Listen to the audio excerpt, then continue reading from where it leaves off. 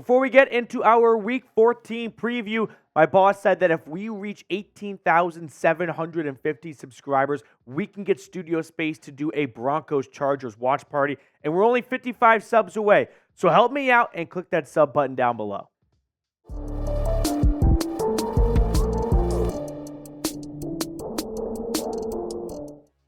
Welcome on into the Broncos Breakdown by Chat Sports. Matthew Peterson here, getting Broncos country ready for a big Week 14 divisional showdown against the Chargers. First time Sean Payton and the crew have seen the Chargers this season, and both teams have a lot to play for, right? The playoff race is heating up, and the Broncos, sitting at 6-6, do not have a lot of games that they can just give away, and the Chargers, sitting at 5-7, their backs are against the wall. Now, let's look at the Broncos playoff odds before we get into my keys to victory and score prediction.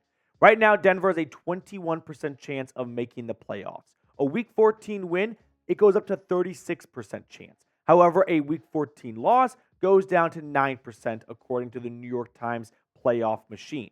Now, as for the Chargers, they are much more desperate. They currently have a 7% chance of making the playoffs. If they win, it goes up to 12%, so still not great, but a loss pretty much knocks them out of contention down to 1%. So let's get familiar with both teams here, as Denver is facing the LA Chargers for the first time this year. So it's the first time they're going to see Khalil Mack and the rest of this Chargers defense that is pretty similar just on paper in terms of how they match up against the Broncos offense, right? Denver's offense scoring just over 21 points a game, the Chargers giving up 21 points a game. However, total yards vastly different. Chargers defense giving up nearly 380 yards a game, while Denver's offense has not cracked 300 yards a game in what feels like quite some time.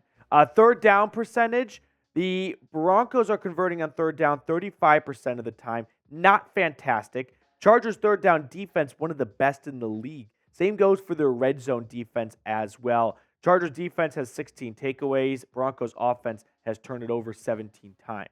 Meanwhile, how does Justin Herbert and the Chargers offense square up against Pat Surtain and this Broncos defense? Chargers offense is only scoring 22.9 points per game. Denver's defense still has that huge outlier against the Dolphins, sort of tanking a lot of these averages, but they are working to get themselves back towards middle of the pack, though.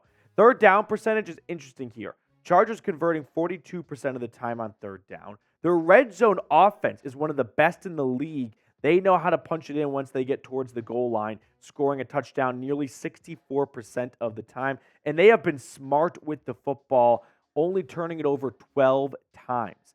Now, as for what these two teams have been up to the last month or so, here are the recent results. Denver comes in losing a game to the Texans last time after winning 5 in a row. Meanwhile, the Chargers, they went down to the Patriots level and they won an ugly game across the country, 6-0 against Bailey Zappi and Bill Belichick. But before that, they had lost 3 in a row to the Ravens, to the Packers, and to the Lions. So let me know who you got in this game, Broncos or Chargers. Right now, I feel like on paper, Denver is the better team. However, hungry team, hungry dog runs faster, and the Chargers are much more desperate for a win. I'll give you my score prediction, though, at the end of the game. Now let's get into my keys to victory, starting with this. Hit Jerry Jeudy deep. Jerry Jeudy is one of the fastest players on the field at any given time. He's got a big vertical deep threat ability to his game. And for whatever reason, the Denver Broncos are not capitalizing on that. In fact, let's look at the tape between the Broncos and Texans.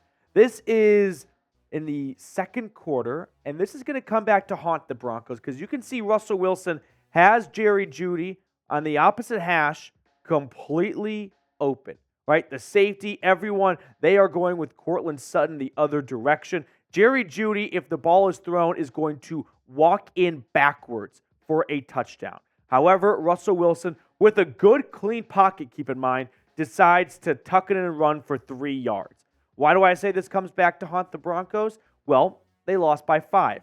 On this drive, they ended up settling for a field goal. Had Russ thrown to Jerry Jeudy, that would have been 7 points, 4-point difference. But they still lost by 5, Petey. Well, if you scored a touchdown there at the 8-yard line at the end of the game, you're not throwing a red zone interception. You are kicking a field goal to win the game. So a play like this is a difference maker in this loss. Jerry Jeudy on the season, he has not been shadow banned, maybe as people might think he has been. I mean, he's definitely been the clear-cut number 2 receiver behind Courtland Sutton, but he still has 40 receptions for 491 yards and 1 touchdown. I mean, that is the second most grabs for anyone on this team. Now, before we get to the rest of my keys to victory, give me 60 seconds to tell you about our awesome sponsor, Prize Picks. We all know there could be some absolute duds of primetime matchups. Looking at you, Patriots-Steelers Thursday Night Football. But with Prize Picks, you can stay locked in on the games by picking more or less on player stat projections, and you can win up to 25 times your money. So for Sunday, here are my selections. I'm taking the more on Bryce Young and Matthew Stafford's passing yards. I think Young is going to get that interim head coach boost that we always see. Shout out to Jerry Roseberg. And then I think Stafford is cooking as of late. The Rams have won 3 in a row. I like the more on Drake London's receiving yards, and I like the more on Javonte Williams at 57.5 rushing yards against a bad Chargers defense. So go to prizepicks.com/CLNS and use code CLNS for a deposit match up to $100. I put that link in the comments and the description of today's video because I love you guys so much. So check it out, prizepicks.com/CLNS and use code CLNS to get that deposit match. Second key to victory, Pat Surtain versus Keenan Allen. I usually don't include Patrick Surtain in my keys to victory previews because we can just rely on Patrick Surtain completely removing half the field from the opposing offense. But this is going to be a critical matchup both for Denver and for LA. Pat Surtain is once again having an incredible season. I hate that Dolphins game, is sinking some of his stats, but he is without a doubt putting together a Pro Bowl year and, in my eyes, an all-pro season. But this is especially true, though, this matchup for the Chargers. Look at Keenan Allen's numbers this year compared to the rest of the leading receivers for LA. Does anything jump out to you? How about the unbelievable difference in receptions between their number 1 and their number 2 receptions leaders? Keenan Allen has over 70 more receptions than the next guy on their roster. Talk about being one-dimensional. The offense goes through Keenan Allen, and he is currently going to rival Michael Thomas's single-season reception record. Meanwhile, Pat Surtain is no stranger to going up against teams' number 1 wide receivers, and he has had his fair share of victories. Like, he has not gone against Devontae Adams and McLaurin and Diggs and Hill for every single snap of those games. Vance Joseph likes to move him around a little bit, but still, Devontae Adams, a pedestrian 6 receptions for 66 yards back in week 1. Scary Terry did get a touchdown, but outside of that, he was well restrained. And I think on that play, he was definitely working on Damari Mathis in the end zone. Tyreek Hill, everyone got burnt by the Dolphins that game. But Stephon Diggs, 3 receptions for 34 yards. So ultimately, the Chargers offense runs through Keenan Allen. If Pat Surtain can remove Keenan Allen from the game plan for LA, they are one-dimensional. And that is not a good recipe for success for LA because their offense has already been underwhelming this year. Take away the one good thing in it, and it's going to be pulling teeth for the Chargers on Sunday. Now, before we get to the rest of my keys to victory, I want to get the pulse of everyone watching right now. Which team in the AFC West do you hate the most? The Chiefs, the Chargers, or for the Raiders? For me, it's easy. It's the Raiders. There is no fan base out there that actually believes they are their team's mascot. Like, Chargers fans don't walk around just, hey, tap your phone up against me and we can charge it. No, but Raiders fans truly do believe they are Pirates of the Caribbean. I think they just watched Jack Sparrow highlights all Saturday night, getting themselves ready for Sunday. So for me, I'm tipping LV for the Raiders. Third key to victory, takeaways. This one's a bit of a cliche because I feel like you could just say takeaways for any team, any week, but it's especially true for Denver. Some quick stats you guys might find interesting. The Broncos are 5-1 this season when forcing multiple turnovers. However, they are 1-5 when forcing 1 turnover or less. This team, ride or die with the takeaways. When they come, this team wins. When it's a barren desert out there, it's what we saw on Sunday against the Texans. So this is a major point of emphasis. And, of course, it's easier said than done. Like, anyone can just get on, a YouTube channel, grab a mic, and go, like, force takeaways, and you're going to win the game. It's like a no-shit Sherlock moment. But for Denver, they really do feast or famine when it comes to takeaways. Fourth key to victory, double-team Khalil Mack. This is how LA is going to win the game if they do come out on top. It is because Khalil Mack took over this game. We can look at Khalil Mack's stats so far this season. That's not a typo, Trace. He has 15 sacks. He has 5 forced fumbles, 14 tackles for loss. Khalil Mack is having a phenomenal season. Now, a lot of those numbers did come against the Raiders when Mack put together a 6-sack performance against Aiden O'Connell. But Khalil Mack right now sits at the NFL leaderboard right at the top when it comes to sack leaders, ahead of TJ Watt, ahead of Myles Garrett, Josh Allen, Danielle Hunter. So slowing down Khalil Mack is going to be absolutely essential for Denver, which means you're going to have Adam Trautman. If Chris Manhertz is healthy, those guys chipping Khalil Mack. Samaje Perine, Javonte Williams, staying home and not going out for a pass because they have to know 52 is coming around the edge.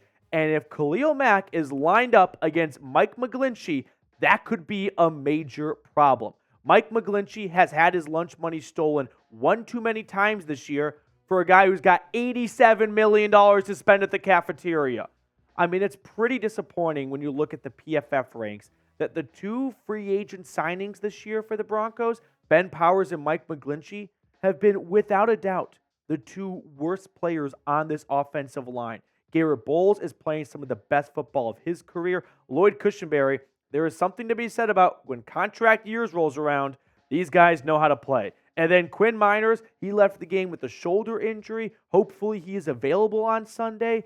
But this team, Mike McGlinchey, it has been a major problem all season long on the right side of the offensive line. And Khalil Mack, well, he knows how to take advantage of opposing tackles' weaknesses. So with that being said, I do want to get your thoughts on this question here. Who has been the most disappointing free agent signing in Broncos history? You can go recency, you can go long-term. Let me know the guy that when the Broncos signed him in March and April, whenever, you were like, this is going to be a difference maker. And then it fell flat on its face. For me, it would be Mike McGlinchey. I remember, and this is probably not something I should share, but I like to be honest, doing a video right before free agency started last year that was Broncos' perfect free agency plan. Sign Mike McGlinchey. I look like a big dum-dum right now. Okay, let's get on to my 5th key to victory. Field position. Field position. Why are we talking about field position? Well, it's hard to measure special teams. I would say Denver's special teams so far this year has been slightly above average, probably that 8 to 12 range if you're ranking all 32 teams. But the Chargers, they have been 1 through 8. They have been phenomenal in special teams. But I want to share with you guys some interesting stats here. Look at the Broncos scoring drives, whether it's been a touchdown or a field goal on offense. And I want to show you guys where these scoring drives have started this season. So when starting within their own 10-yard line, the Broncos have scored just once. Obviously, they start more often than not at the 20 to 25-yard line based off touchbacks. So that's where most of their scoring drives have started, since that's where most of their drives have started.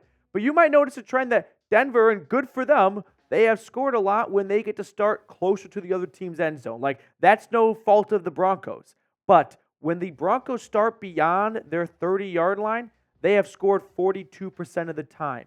Meanwhile, if we compare that to the Chargers, well, when they start beyond their 30-yard line, they only score 36% of the time. So what does this tell us? The Chargers have done a better job of scoring when they have worse field position. So if Denver does not get some free handouts, which they did not get in the Texans game by way of takeaways and not starting on the Houston half of the 50 or getting excellent field position, the Broncos offense has struggled this year. I mean, not struggled, but it's not done as well as the Chargers have to put together long scoring drives. So field position could be a major point of emphasis in this game. So give me your score predictions before we get on out of here. Broncos versus Chargers. Let me know who you think's going to win and by how much down below. I'm going to take Denver.